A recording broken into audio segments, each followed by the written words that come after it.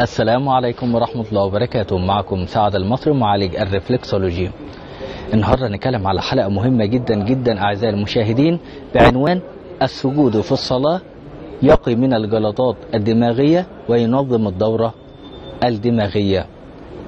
ما أعظم السجود لله رب العالمين، إنه القرب من الله، وقد حثنا رسول الله صلى الله عليه وسلم من الإكثار من الدعاء في السجود لقرب العبد من ربه عز وجل.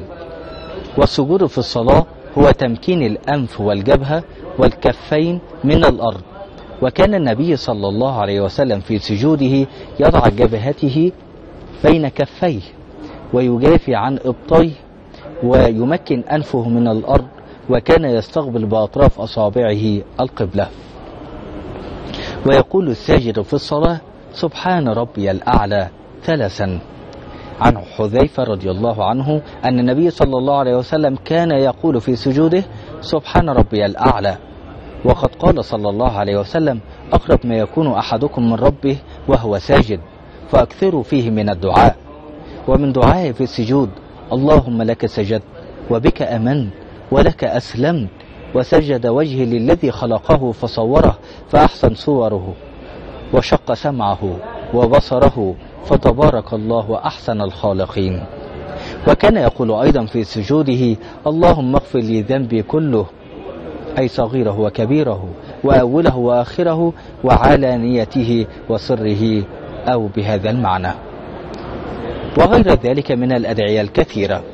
وحين يسجد المسلم في صلاته كما ينبغي ويطيل في سجود يتدفق الدم إلى المخ وتنشط الدورة الدموية فيه، بعكس التمرينات الرياضية التي تؤدي إلى سرعان دوران الدم إلى العضلات على حساب المخ.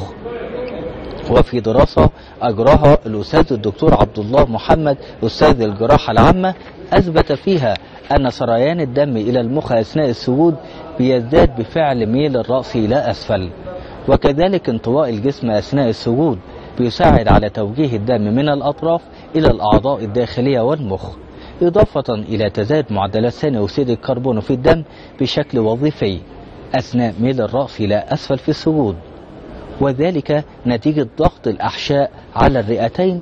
وهذا الارتفاع في نسبة ثاني أكسيد الكربون بالدم بيساعد على إضافة المزيد من تدفق الدم للمخ، إضافة إلى أن تكرار ميل الرأس إلى أسفل أثناء الركوع والسجود ثم ارتفاعه أثناء القيام والجلوس بيساعد على المحافظة على نظام التوازن التلقائي للدورة الدموية بالمخ.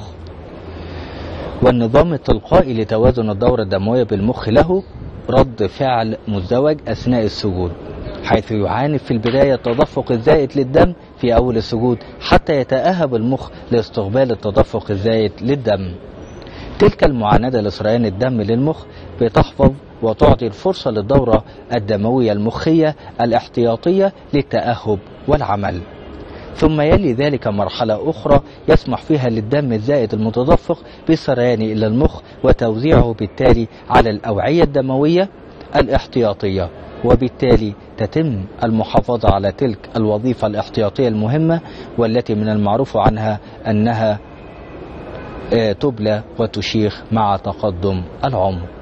كان معكم سعد المصري معالج رفلكسولوجي. للتواصل الرجاء الاتصال على 012 36 90 535 أو عن طريق الإيميل سعد_أستاذ_online@yahoo.com. والسلام عليكم ورحمة الله وبركاته من أمام مسجد الأزهر الشريف.